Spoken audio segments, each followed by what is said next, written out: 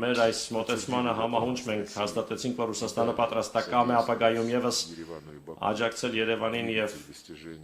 Բաքվին հասնելու լիարժեք խաղաղության, համաձայնության, կնքելով խաղաղության պայմանագիր եւ համակողմանիորեն ապա շրջափակելով տնտեսական ու տրանսպորտային ենթակառուցվածքները եւ սահմանագծելով սահմանազատելով պետական սահմանը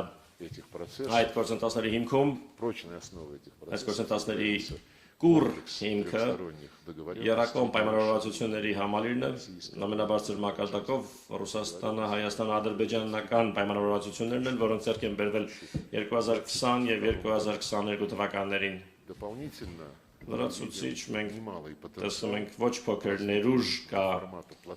զարգացնելու տարածաշրջանային համագործակցության 3.3 ձևաչափով հարթակահարավային Կովկասի 3 երկրներ եւ իրենց մերձակա անմիջական հարևաններ Ռուսաստան, Իրան եւ Թուրքիա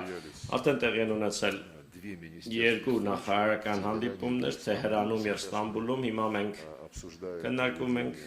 երրորդ նախարարական ժողովի անցկացումը Թեհրանի եւ Ստամբուլի արդյունքներով մենք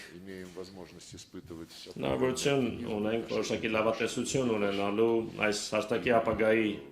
արդիվ այն բոլոր նախադրյալներն ունի դառնալու կարևոր բաղադրիչ, կարևոր հենք ամրապնդելու համար երկարաժամկետ խաղաղությունը եւ անվտանգությունը տարածաշրջանում ի նպաստ փոխշահավետ տնտեսական համագործակցության, տրանսպորտի ոլորտում համագործակցության եւ իհարկե Հարավային Կովկասի եւ մերձակա հարևանների մշակութային խորը ավանդույթների վրա կառուցված համագործակցությունը։ Մենք խոսեցինք այն մասին, թե որտեղ կարող է երրորդ հանդիպումը անցկացվել 3.3 ձևաչափով։ Ես կարծում եմ, որ այդ միջոցառումը հյուրընկալել ցանկացողները Հայաստանի Հանրապետությունը, Ադրբեջանի Հանրապետությունը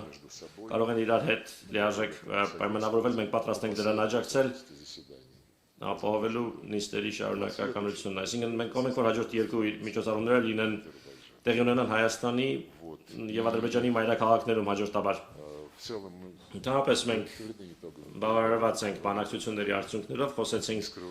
անկեղծ չթաքցնելով հուզական դիրքորոշումների առանձնահատկությունը, այդպիսի առանձնահատկություն կա, այն կա ցանկացած երկու երկրների միջև հարաբերություններում, հուսով եմ, որ մեր խոսակցության, մեր պայմանավորվածությունների արդյունքները, մեր այսօր նախանշած ծրագրերը կսատարվեն նախագահի եւ վարչապետի կողմից, ովքեր մեծակաբար համաձայնեցին օրվա երկրորդ կեսին հյուրընկալել մեր պատվիրակությունները, շնորհակալություն։